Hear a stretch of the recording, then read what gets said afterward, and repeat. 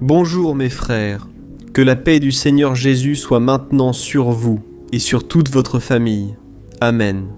Je suis le pasteur Antonio Junior et je veux vous parler aujourd'hui, frères, qui, volant votre paix et enlèvent votre joie durant votre marche avec Dieu. Je sais que vous aimez le Seigneur de tout votre cœur, mais très souvent, vous finissez par faire exactement le contraire de ce qu'il vous demande. Je sais que cela enlève votre joie, mais je vais vous montrer quoi faire dès aujourd'hui. Amen. Qui parmi vous souhaite mieux réussir et ressembler plus à Jésus? Mon but ici sur la chaîne est de vous apporter des enseignements de la Bible, uniquement de la parole de Dieu, car ce sont ces enseignements qui ont d'abord transformé mon cœur, ma vie. Je pense que cela t'arrivera aussi. Alléluia, frère. Souvent nous sommes découragés, n'est-ce pas? Il est difficile de vivre dans ce monde, dis la vérité. Souvent, une paresse surgit sans qu'on sache pourquoi, et on se sent coupable. Pourquoi? On pense que c'est un manque de foi. On pense que c'est parce qu'on est dans la désobéissance, ce qui n'est souvent pas vrai. Souvent c'est l'ennemi, n'est-ce pas? Qui en profite aussi, bien sûr. Mes frères, je veux partager un point de vue que Dieu a mis dans mon cœur. As-tu déjà pensé que ce découragement que tu traverses peut être quelque chose de physique? As-tu déjà réfléchi à cela?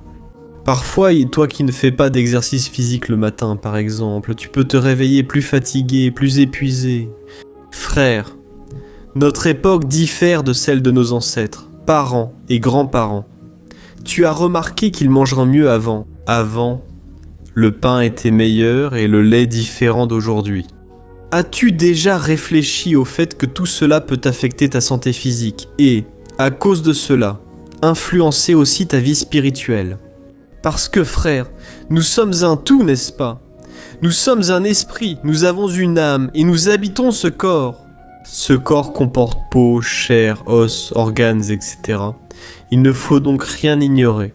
D'ailleurs, la Bible dit que nous devons être bien physiquement, émotionnellement et spirituellement. Je veux maintenant m'adresser à toi, découragé, mais parce que tu sais que Dieu attend certaines choses de toi, et que tu n'arrives pas à faire la volonté du Père comme tu le devrais. Quand tu aimes Dieu, tu sais ce qui est juste, mais fais pourtant l'inverse. Tu pèches dans ce domaine où tu sais devoir résister, mais tu rechutes sans cesse. Frère, Dieu ne se trompe pas. Adresse-toi à lui. Je le répète souvent ici sur la chaîne, n'est-ce pas? Si tu es arrivé ici, c'est que le Saint-Esprit veut toucher ton cœur et t'apprendre à résoudre cela définitivement. Frère, il est essentiel de comprendre la bataille spirituelle. J'aime beaucoup parler de ce sujet, parce que c'est quelque chose qui, quand la personne comprend vraiment, elle commence à changer de vie. Laisse-moi t'expliquer quelque chose, tu sais, autrefois, avant les années 2000, beaucoup de gens mouraient de crise cardiaque, d'attaques du cœur, parce que les gens ne savaient pas quels étaient les symptômes qui causaient la crise cardiaque. Puis, avec l'avancée de la médecine, tu vois, les gens réalisent qu'une lourdeur à l'épaule, un bras engourdi ou une forte douleur thoracique peuvent être significatifs. Et là, mon frère, tu sais ce qui s'est passé? Le taux de mortalité a beaucoup baissé. Le nombre de personnes mourant d'une crise cardiaque a diminué. Drasticamente, graças a Deus. Et c'est grâce à ces études sur les signes. Et là, je te pose une question. Imagine si tu savais quand l'ennemi t'attaque spirituellement. Tu t'en sortirais sûrement mieux dans ce combat spirituel. N'est-ce pas vrai? Aujourd'hui, je vais te montrer qu'il y a réellement un combat contre ton âme, le diable. Il veut que tu succombes à la tentation. Mais tu peux remarquer certains signes à l'avance, et grâce à cela, tu auras beaucoup plus de victoires. Tu vas arrêter de ramper et de te lamenter, tu sais, quand tu te vois comme un vaincu et que tu as l'impression que Dieu ne t'aime plus, que Dieu t'a déjà abandonné. Je le dis, mes frères, car je suis déjà passé par là plusieurs fois. Je me souviens que mes débuts avec Jésus ont été très difficiles, parce que je pensais qu'à tout moment, Dieu allait t'abandonner. Après tout, je péchais beaucoup, mes frères, je continue de pécher. Mais c'est bien moins qu'avant. Il est donc important d'analyser où vous en êtes aujourd'hui par rapport à il y a 5 ans. Vous vous êtes vraiment amélioré. Sinon, il y a un vrai problème. Peut-être n'êtes-vous pas né de nouveau, ou avez-vous déjà donné votre vie à Jésus. Vous êtes sauvés, mais vous devez veiller davantage pour ne pas tomber dans la tentation. Amen, frères. Nous pouvons tous tomber dans le péché, dans la tentation. Nous pouvons pratiquer les œuvres de la chair. Nous sommes tous susceptibles de tomber dans les mêmes erreurs que beaucoup de personnes qui, parfois, ne connaissent même pas Dieu. Combien d'hommes et de femmes de Dieu aujourd'hui sont malheureusement exposés dans leurs péchés? Des personnes qui avaient des cas de trahison depuis des années. Frères, ces personnes influentes en influencent d'autres. C'est pourquoi la Bible dit que celui qui pense être debout prenne garde de ne pas tomber. C'est un avertissement pour nous tous. Et c'est du péché que je veux te parler aujourd'hui. Toi qui aimes Dieu, mais qui tombes souvent dans les mêmes péchés, je vais te montrer quoi faire, puis nous prierons. Nous allons demander à Dieu de nous fortifier et briser toute chaîne spirituelle. Mais avant de commencer, je veux te demander une chose. Abonne-toi à la chaîne si tu es nouveau. Il te suffit de cliquer sur le bouton s'abonner sous la vidéo. À côté, une petite cloche va apparaître. Clique dessus aussi et sélectionne l'option toutes pour ne pas rater les prochaines vidéos que je vais publier. D'accord ? Allons-y mes frères. J'ai analysé en lisant la parole de Dieu, dans un passage très intéressant de la Bible, qui parle justement de cet ennemi de notre âme, qui est le péché. Au chapitre 7, l'apôtre Paul en parle longuement, mais il évoque surtout son expérience.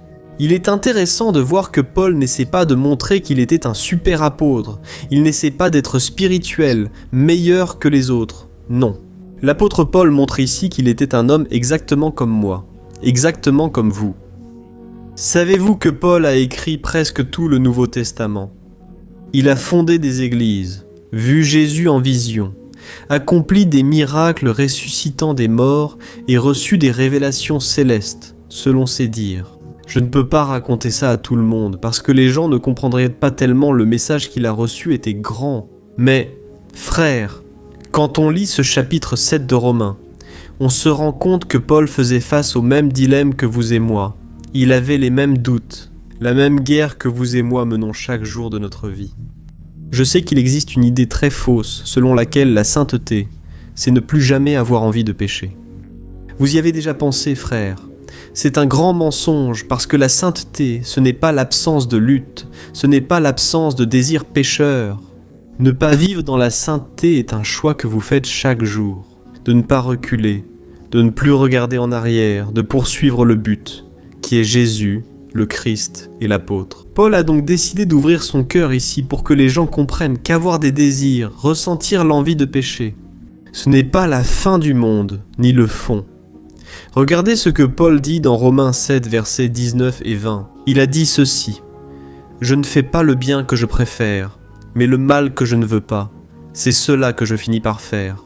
Or, si je fais ce que je ne veux pas, ce n'est plus moi qui le fais, mais c'est le péché qui habite en moi. » Amen. Frères, notez que Paul n'a pas dit cela, c'est intéressant. « Oh, je ne sais pas ce qui est juste, ni ce que Dieu attend de moi. » Non, frère, au contraire. Il l'a dit ici, « Oh, je sais très bien ce qui est juste. Je veux ce qui est juste. Mais je n'arrive pas à comprendre pourquoi je finis par faire justement le contraire. » Frère, c'est intéressant que Paul le dise, n'est-ce pas? Car souvent, c'est aussi ce que je ressens, comme vous. Le problème pour nous, frères, ce n'est pas le manque de lecture de la Bible, ce n'est pas le manque de prière, parce que très souvent, cela nous le faisons déjà. Mais le problème, c'est que lorsque la tentation arrive, nous n'arrivons pas à gérer cette tentation. On prend le volant, n'est-ce pas, de notre vie. Et on ne veut pas faire la volonté de Dieu, on veut faire notre propre volonté. Peut-être que c'est justement ton problème. Tu sais déjà ce que Dieu attend de toi. Tu sais déjà ce qui plaît à son cœur. Mais tu finis par faire le contraire. Pourquoi ? Parce que tu n'es pas encore assez mûr. Tu ne nourris pas encore ton esprit plus que ta chair. Et quand vient le jour de la tentation, ce moment le plus difficile, alors tu tombes et souvent tu fais des choses pires que ce que tu imaginais. Alors, j'ai ressenti dans mon cœur de te montrer aujourd'hui pourquoi cela arrive si souvent. Pourquoi ce combat en toi te rend-il si triste ? Depuis que le péché est entré dans le monde par Adam et Ève, tu es d'une certaine façon venu avec un défaut de fabrication. Disons-le ainsi, n'est-ce pas ? Ecclésiaste, chapitre 7, verset 29, dit ceci. « Oh, Dieu a fait l'être humain droit, mais il a cherché beaucoup de ruses. En somme, frères, c'est nous qui avons compliqué les choses après l'entrée du péché dans le jardin d'Éden. Il s'est passé quelque chose en nous qui maintenant nous tire vers le bas. Je vais t'expliquer pourquoi nous avons ce défaut de fabrication, disons-le ainsi. Imagine que ton téléphone, que tu utilises chaque jour, tombe soudain dans l'eau, puis tu le récupères aussitôt. Mais ensuite, tu remarques qu'à chaque fois que tu l'allumes, il semble que l'écran puisse être parfaitement intact. Tout paraît en ordre dehors, puis il se bloque. Parfois, il s'éteint tout seul, d'autres fois, il ouvre des applications que tu n'as pas demandées, c'est-à-dire que le système est compromis. Alors, c'est la première raison qui fait que, souvent, tu succombes à la tentation. Pourquoi ? Le mal est-il déjà enraciné en toi ? David, par exemple, quand il a écrit le psaume 51, un psaume de repentir, il a lui-même dit, il a reconnu « Je suis né dans le péché. Ma mère m'a conçu dans le péché, frère. » C'est-à-dire que nous sommes tous pécheurs par nature. Et c'est pour cela que l'apôtre Paul a dit ceci. « Si je fais ce que je ne veux pas, ce n'est plus moi qui le fais, mais c'est le péché qui habite en moi. » Amen ne signifie pas que vous pouvez continuer à pécher en invoquant cette excuse. Pourquoi ne plus l'utiliser ? Parce que si vous avez remis votre vie à Jésus-Christ, la Bible dit que Dieu a planté dans votre cœur une semence divine, le Saint-Esprit, et il habite maintenant en vous. Et maintenant, vous ne pouvez plus vivre dans la pratique du péché. Parce que cette semence, chaque jour qui passe, plus vous lui donnez de la place.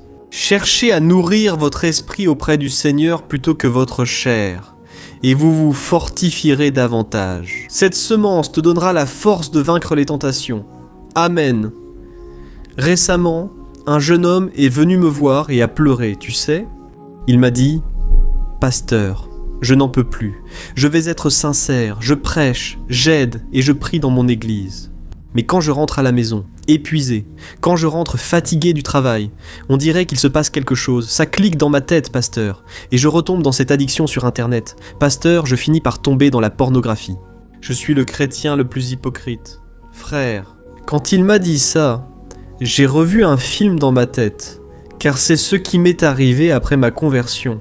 D'ailleurs, dans les premières années de ma conversion, frère, plus je voulais chercher Dieu, moins j'arrivais à faire ce qui est juste. Je veillais jusqu'à l'aube, prisonnier de cette addiction, ce qui me rendait très triste. Je voulais tout arrêter, frère, même mettre fin à ma vie, parce que je pensais que j'étais très hypocrite. Dieu s'est révélé à moi, il a prouvé qu'il m'aime. Il a envoyé son fils Jésus sur la croix, qui est mort, qui a saigné à cause de moi. Mais je n'arrive pas à faire ce qu'il demande, frère, ça me détruisait. Voilà pourquoi, à la fin, je vais te montrer ce que tu dois faire. Mais la deuxième raison pour laquelle tu tombes dans le péché, frère, c'est comme si c'était une loi de la physique. Laisse-moi t'expliquer là, au verset 22 de Romains, chapitre 7, versets 22 et 23. Paul a dit ceci, « Car, selon l'homme intérieur, j'ai du plaisir dans la loi de Dieu, mais je vois dans mes membres une autre loi qui lutte contre la loi de mon esprit et me rend prisonnier de la loi du péché. » Et regarde comme c'est intéressant. Frère, Paul utilise le mot prisonnier. Il a dit « Je suis prisonnier du péché ». Il est intéressant de noter qu'à l'époque de l'Empire romain, il était courant de voir des prisonniers enchaînés, emmenés par les soldats là où ils ne voulaient pas aller. Donc, être un prisonnier, c'était être emmené par une force que tu ne pouvais pas vaincre seul. Et Paul expliquait donc aux frères de cette époque et à nous aujourd'hui ici que tu ne peux pas vaincre ce péché tout seul, parce que le péché, il fonctionne comme la gravité. Même si tu sautes très haut, elle te ramène toujours vers le bas. C'est-à-dire, notre nature humaine, elle a cette habitude, tu sais, elle va toujours t'attirer vers l'erreur, vers ce qui déplaît à Dieu. C'est pour ça que Paul a dit, aussi là dans Romains, chapitre 2, que l'homme qui vit selon sa chair, en faisant tout ce qu'il veut, il ne peut pas plaire au Seigneur. Amen donc, frères, il est très important de savoir que si nous aimons vraiment Dieu, nous devons lutter contre cette loi du péché qui est en nous. Nous ne pouvons pas accepter. Nous ne pouvons pas penser qu'à un moment donné, Dieu ne s'en souciera plus. Non, frère, le péché, il nous éloigne de Dieu. Oui. Il y a quelque temps, Une jeune femme est venue voir mon épouse et a dit « Thaïs, je serai très sincère, je suis une femme de Dieu et je cherche beaucoup Dieu. Senhor, mas eu não consigo deixar. » D'avoir de l'envie. Il y a une jeune femme dans mon église. On dirait que tout marche pour elle, tu sais. Et moi, je traverse une épreuve, un combat terrible. D'ailleurs, elle nous a demandé de l'aide, n'est-ce pas, frère? Mais elle a dit « Chaque fois que je vois cette jeune femme entrer dans l'église, je ressens une terrible jalousie envers elle. » Je n'accepte pas ça, mais c'est plus fort que moi. Alors, frère, c'est un exemple très clair que nous sommes sous la loi du péché et que ce péché est en nous. Il nous éloignera toujours de Dieu, jamais nous rapprochera, tu comprends? Je vais te montrer ici une troisième raison pour laquelle tu traverses tant de luttes dans ton cœur, surtout dans ton esprit, c'est que l'environnement dans lequel tu vis lutte contre toi tout le temps.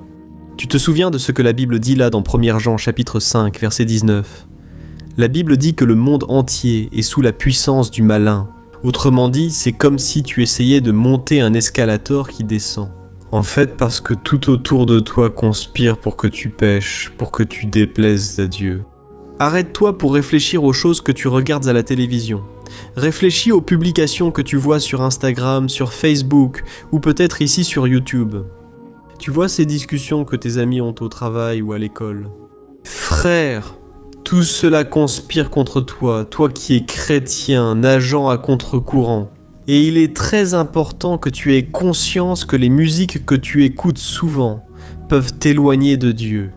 Les réseaux sociaux, tes amitiés, frères, tout cela ce sont des forces contraires qui nous poussent loin du Seigneur.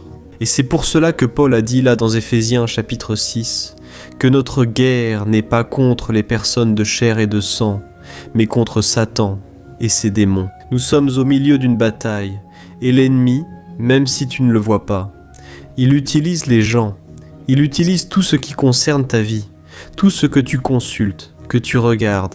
Et c'est aussi pour cela que l'apôtre Pierre a dit là dans 1 Pierre, chapitre 5, verset 8, que nous devons être vigilants, parce que l'ennemi rôde autour de nous, comme un lion cherchant qui dévorer, vous comprenez, frère? Alors, c'est très sérieux ce qui est en train de se passer. Et si vous ne comprenez pas ce qui se cache derrière cette souffrance que vous vivez, vous allez certainement rester confus, vous allez avoir peur de Dieu. Et s'il y a une chose dont vous devez être sûr chaque jour de votre vie, c'est que Dieu vous aime, il ne va pas vous abandonner. Et il a déjà prouvé qu'il est avec vous à travers son Fils Jésus. Amen. Rappelle-toi, j'ai promis des conseils pour gagner cette guerre. Avant la prière, voici rapidement ce que tu dois faire. La première chose que tu dois faire, c'est comprendre qu'avant de prendre une décision, Dieu te donne le pouvoir de choisir. Alors, frère, chaque fois que tu tombes, en réalité, il s'est passé quelque chose avant. Peut-être une pensée de solitude, un sentiment de manque, peut-être une nouvelle que tu as reçue. À ce moment-là, si tu n'y prends pas garde, tu peux tomber.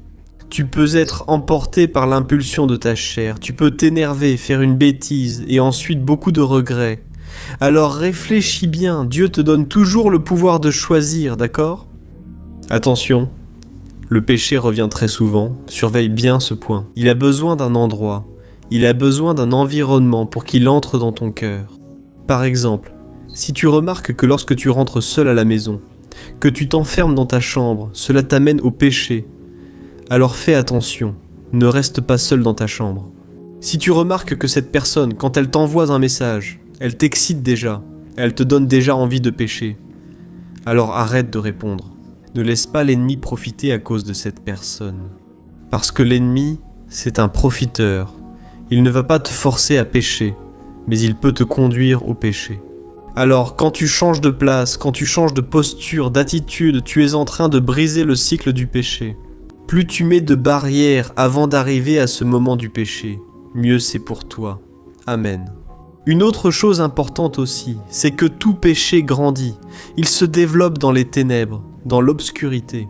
Donc, quand tu gardes quelque chose secret, en réalité, tu deviens chaque jour un peu plus prisonnier de cela. Alors, cherche à avoir une personne de confiance, un ami mature dans la foi, quelqu'un à qui tu puisses parler. Écoute, je traverse ceci, cela. S'il te plaît, aide-moi à toujours vaincre le péché. Et là, qu'est-ce que tu fais ? À ce moment-là, tu es en train de sortir le péché de l'obscurité. de ce qui est caché, tu comprends? Et tu es en train de le mettre à la lumière. C'est la meilleure façon de vaincre le péché. Et surtout, confesse tes fautes au Seigneur. Amen. C'est la meilleure façon de présenter devant Dieu ce dont tu as honte, ce que tu as peur d'exposer. Enfin, frère, n'essaie pas d'affronter la tentation seul. Tu n'y arriveras pas. Tu ne vaincras pas le péché seul. Sois comme José, qui lorsqu'il a été harcelé par la femme de Potiphar, s'est enfui devant cette femme. S'il avait essayé de lui parler, s'il avait essayé de se justifier, de faire quoi que ce soit, il serait sûrement tombé dans la tentation. Frère, le meilleur moyen de vaincre la tentation est de la fuir. Ne laissez pas de place, ne flirtez pas avec l'ennemi, d'accord? C'est la meilleure façon d'en sortir victorieux. J'espère que vous avez compris ce message, mais surtout maintenant, nous allons prier. Je crois, mes frères, qu'aujourd'hui Dieu va briser des barrières et des chaînes. Toi qui es venu ici tenter aujourd'hui, tu peux encore choisir, et Dieu veut te fortifier spirituellement, pour que cette tentation ne soit plus aussi grave dans ta vie, qu'elle n'arrive pas aussi fortement, parce que tu seras plus fortifié dans le Seigneur. Alléluia, gloire à Dieu. Alors à la fin de la prière, la seule chose que je te demande, c'est de partager. Beaucoup vivent la même situation que toi. Tu peux être une lumière et une bénédiction pour eux. D'accord?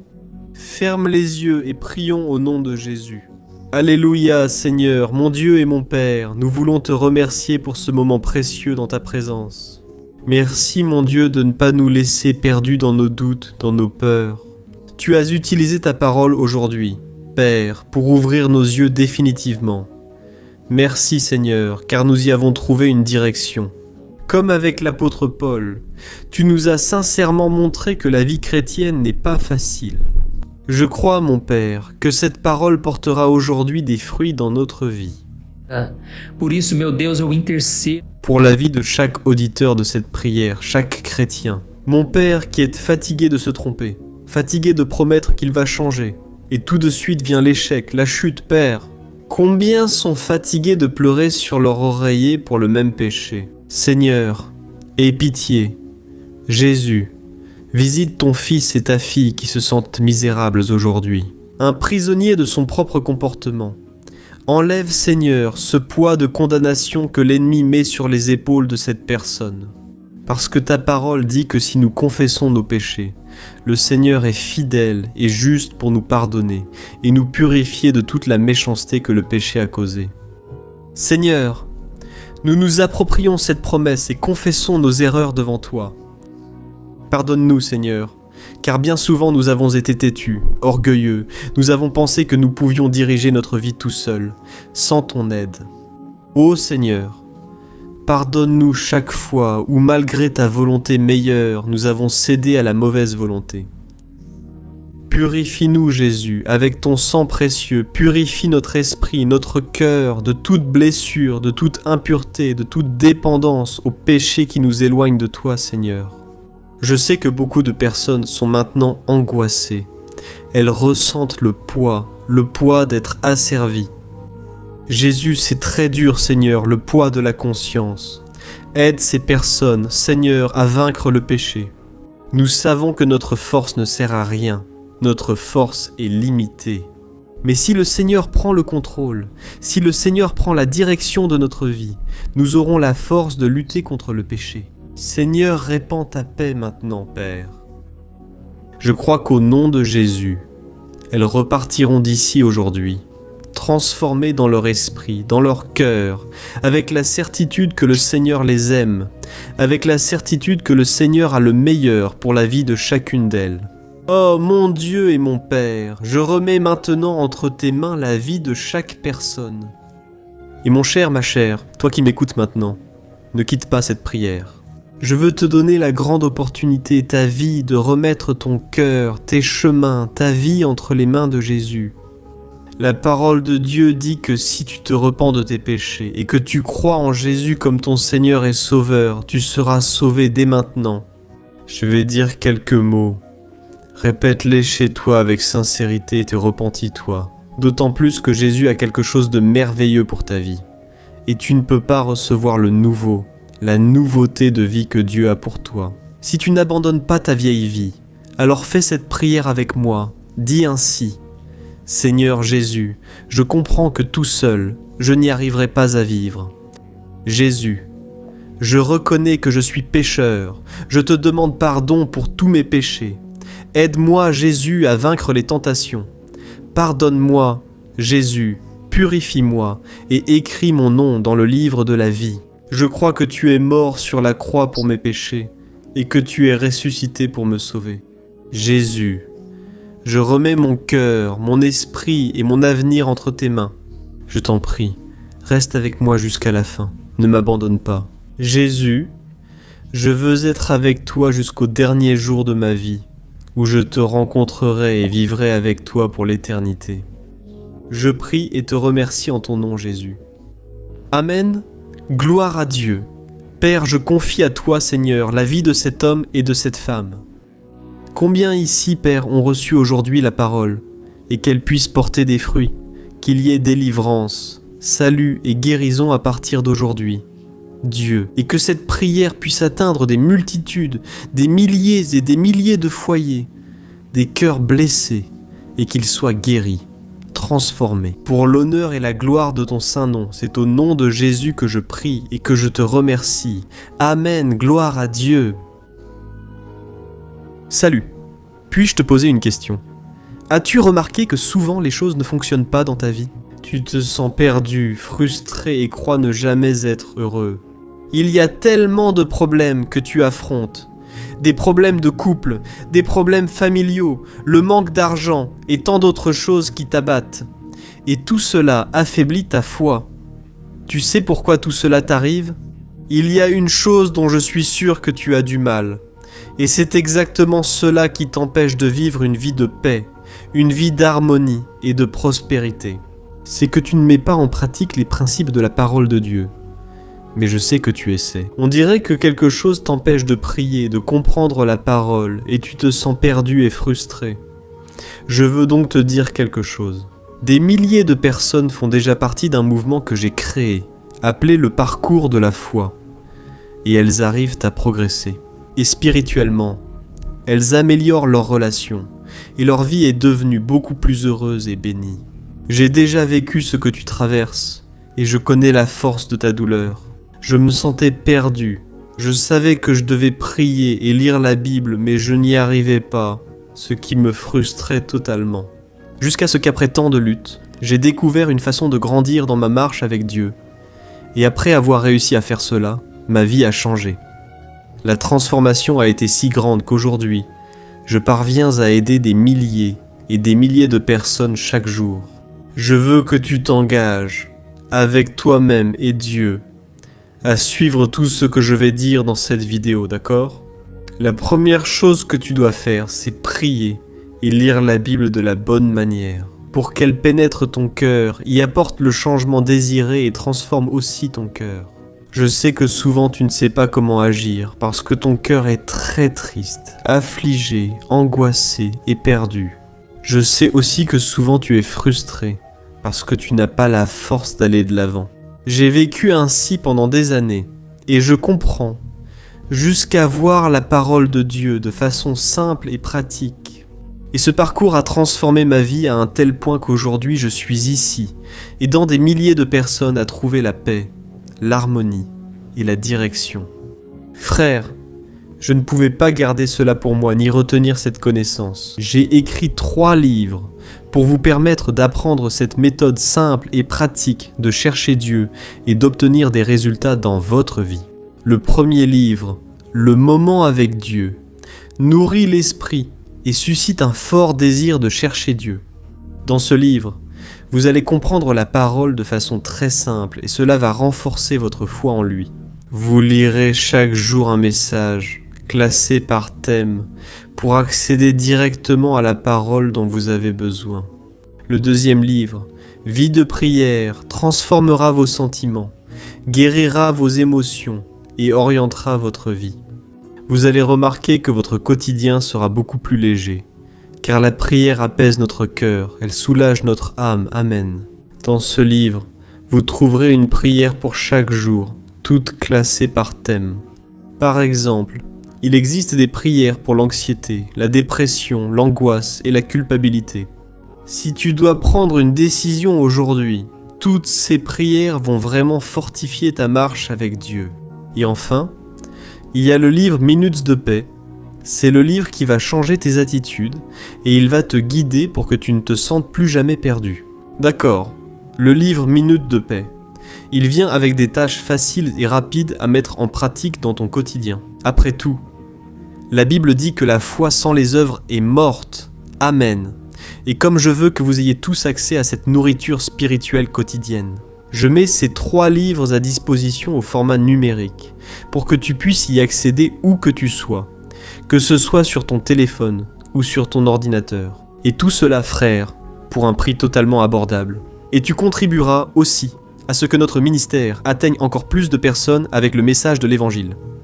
Alors, il te suffit d'accéder au site www.jornadadafe.com.br affiché à l'écran.